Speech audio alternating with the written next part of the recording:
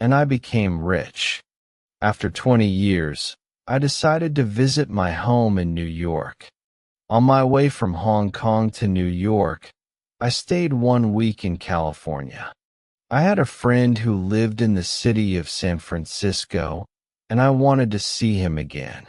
His name was Moan Dampier, and he had been my friend for many years. We had written many letters to each other, but recently I had not received any news from him. Dampier had never had a job.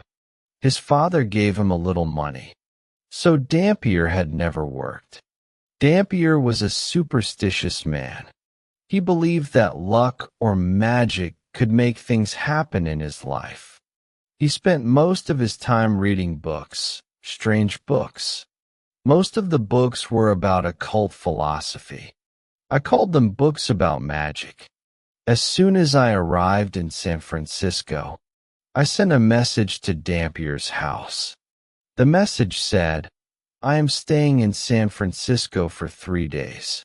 May I visit you?" Dampier surprised me. An hour later, he sent a servant to my hotel with a reply. "Come to my house at once, my dear friend," he wrote. "Come this evening. You'll remember the house, I'm sure. It was my father's home. I live in a tower at one end of the house. You don't have to ring the bell or knock on the door. I'll tell the servants to go to bed, and I'll leave the front door of the tower open. Come up the stairs immediately. I'll be waiting for you. Please come soon." I rode in a cab to Dampier's house. That evening, the weather was stormy. A strong wind was blowing and cold rain was falling. I had forgotten that California is cold and wet in winter. I only remembered the sunshine, not the wind and the rain. Dampier's house was near the Pacific Ocean. It was an ugly, 2-story building that was made of bricks. There was a tower at one end. The house was surrounded by a garden of many trees and beautiful plants. But now it was winter, and there were no leaves on the trees or flowers on the plants. The driver stopped his cab near the tower. Although the front door was only 5 yards away, I became soaked with rain as soon as I stepped out of the cab. I ran to the door of the tower and turned the handle. The door was unlocked, and I opened it. One small lamp burned on the stairway, and it did not give much light. The hall was full of shadows, and I could not see clearly. I climbed the stairs slowly, touching the wall with my fingers. At the top of the stairs, there was another door. I opened it and went into a room that was lit with another small lamp. Dampier came forward, held my hand, and shook it. He was wearing a long silk coat and soft leather slippers on his feet. His clothes were old-fashioned and strange. We looked at each other, and I was shocked. I had not seen Dampier for many years. My friend had changed a lot. He had been a handsome man, but now his hair was gray and his face was very pale. There were many lines around his eyes and mouth. Dampier looked like a thin old man, but he was not older than 50. His large and bright eyes shone strangely in the shadowy room. "Welcome, my friend. Please sit down," he said. Dampier offered me some wine and a cigar, and we talked a little. But I am afraid that our conversation was not very interesting. Some friends after many years can be difficult, and it can make you sad. Maybe Dampier guessed my thoughts. "Nonsum qualisarum. I'm not as I was," he said. I tried to make a joke. "Your Latin hasn't improved," I replied. "Latin is a dead language, and I'm a dead man," he said. Then his smile disappeared, and he said, "I'll die very soon." I did not know what to say. I smoked my cigar and drank my wine. We were both silent for several minutes. Outside, the wind had stopped blowing. I wanted to leave the house. Suddenly, I heard a strange noise. Tap, tap, tap. It was the sound of someone or something knocking. Is the sound coming from one wall of the tower? Tap, tap, tap. The sound was not quick or loud. It was not the sound of someone knocking loudly on a door. The soft tapping sounded like someone sending a signal, a message. The sound of the tower was not too late. The sound was not too late. My friend looked excited and afraid. His eyes shone brightly. I did not know what to do. Should I go or stay? I stood up. I see that you are very tired. I said, I'll leave. May I visit you tomorrow? Depier turned his head and looked at me. Please stay, he said. There's no problem. Nobody is there. He walked to a small window and opened it. I had not noticed the window earlier. Look, he said. I walked across the room and looked out of the window. I could see nothing except the light of the street lamp and rain falling. No one was standing outside. There was no one near the wall of the tower. Please, don't leave me, said Depier. I must tell you a story.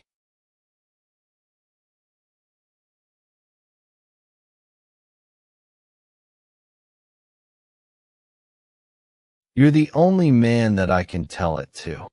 Will you listen to my story? I wanted to go back to my hotel. Depier, his house, and the strange noise made me feel uncomfortable. I think that I am a sensible and intelligent man, but I felt unhappy and frightened in that old tower room. However, I did not want to upset my old friend. Very well, I said, I'll stay and listen. Depier poured me another drink and offered me another cigar. Then he began to tell his story. I didn't move into this house until my father died, Depier said. That was 10 years ago when I was about 40 years old. When my father died, I got his business, his property, and his money. Before his death, I lived in a large apartment building on Rincon Hill, said Depier. Maybe you know that area of San Francisco. Rincon Hill was a fashionable area of 50 years ago, but now it is run down and neglected. The owner of the apartment building rented out many of its small rooms. The walls of the rooms were thin. You could almost put your hand through them. I was lucky, Depier went on. The rent was cheap, and I had a large room in the building. No one visited me, and no one disturbed me. I could study my books quietly. I lived happily on Rincon Hill. One morning, as I was leaving the apartment, I saw a young girl, Depier continued. It was a warm day in June. She was wearing a white dress and a straw hat. There were brightly colored flowers and ribbons around the brim of the hat. Then I saw the girl's face. It was difficult to find words to describe it. Her face was strange and beautiful. I had never seen such a beautiful face before. Without thinking, I lifted my hat and bowed. She looked at me with shining brown eyes, but she didn't speak. I knew that she was pleased to see me, but she didn't smile. She went into the house and shut the door. I stood and stared at the closed door. Would I see her again? Should I speak to her? Would she speak to me? He knew that these are the thoughts of a younger man, said Depier. And maybe you're right. But these feelings were new to me. I'd never been in love before. I'd spent too many years with books and too little time with people. Now I believe that you're my only friend. Soon, none of this will matter. I don't feel foolish when I talk to you. Depier stopped speaking for a few moments. Then he went on with his story. The next day, I waited in my apartment. For many hours, I stared out of the window. I watched the street, but the girl didn't come out of the building. I didn't know her name, so I couldn't ask anyone about her. That night, I couldn't sleep. The next morning, I sat by the window again and waited. Then, suddenly, she came out of the apartment building and I went out too. But when I reached the street, she had disappeared. I didn't see where she had gone, so I walked around the neighborhood. At last I saw her in a narrow street. We smiled at each other. She recognized me. I'm sure of that. From that time, I often went out when the girl went out. She always wore the straw hat with the brightly colored flowers and ribbons on its brim. I didn't follow her. I simply walked around the neighborhood and hoped to see her again. At last, I went to the landlady of the apartment. "Who is the girl with the pretty face and the straw hat?" I asked her. "She's my niece, sir," the landlady replied. "She's a servant in this house. She lives here because her parents are dead. She works for me. She cooks and cleans the building. I also sent her to buy our food. She lives at the top of the house. Her room is next to yours, but at the top of the other staircase." Oh, my friend, I wish that I'd never heard the piece of information. Dampier said to me, "The girl's room was next to mine. She was on the other side of the thin wall.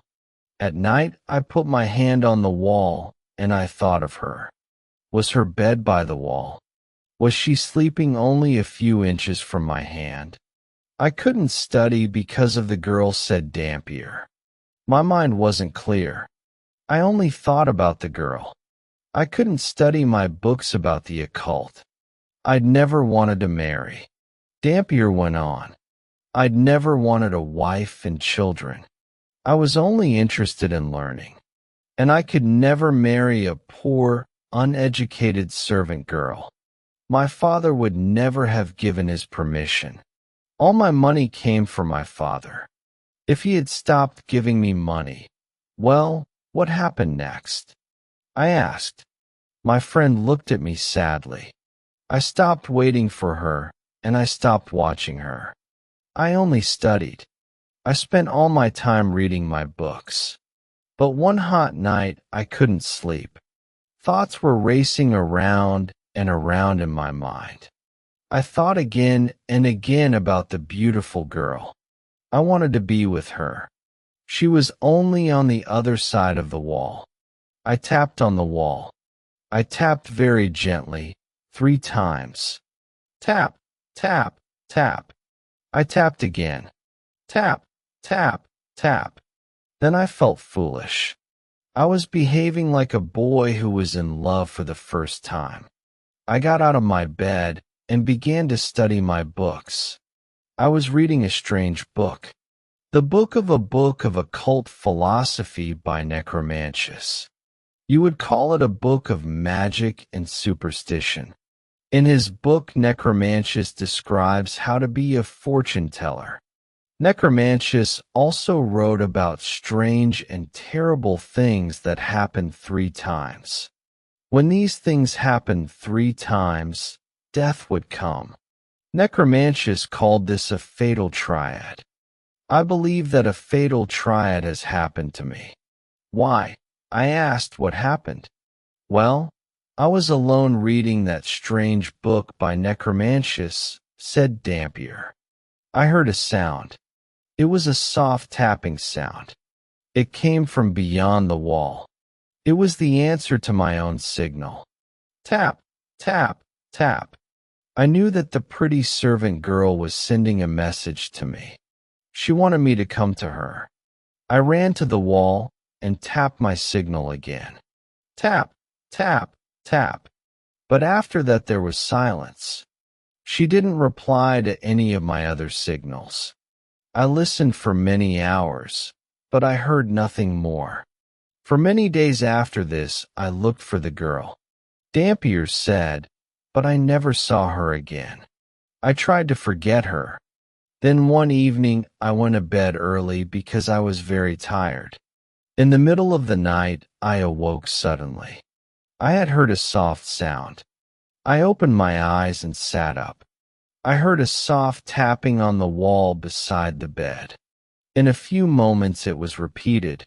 Tap, tap, tap. I was going to reply to the signal.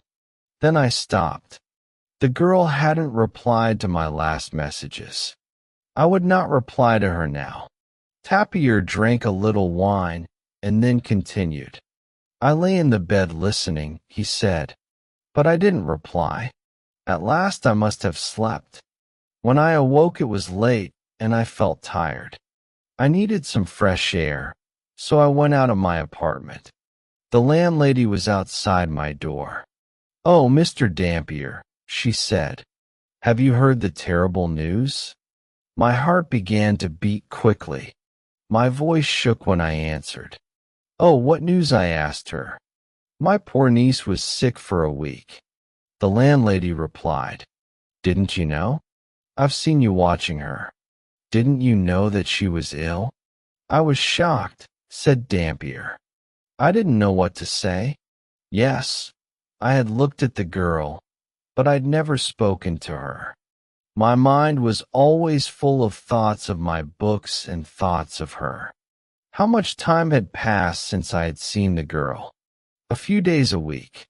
I couldn't remember. And how is your niece now? I asked the landlady. I'm sorry, sir, the landlady replied. She was very ill last night, and I took care of her. The poor girl made only one request. She wanted her bed to be moved. She wanted her bed to be beside the wall next to your room.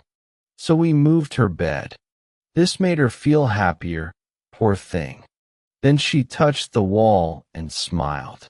A few hours later, she died. The expression on Dampier's face was terrible. There were tears in his eyes as he continued his story. When I heard this news, I nearly died too, said my friend. I didn't know what to say. What had I done? I had sent my thoughts to the girl, and she had answered. I had not called out in words.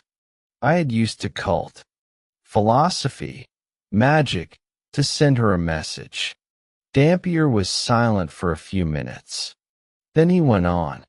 A few days later, I heard of my father's death, said Dampier sadly.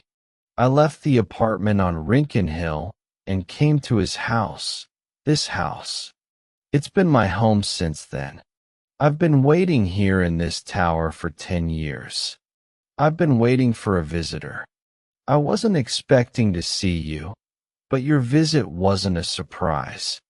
Necromancus tells us how signs are repeated 3 times.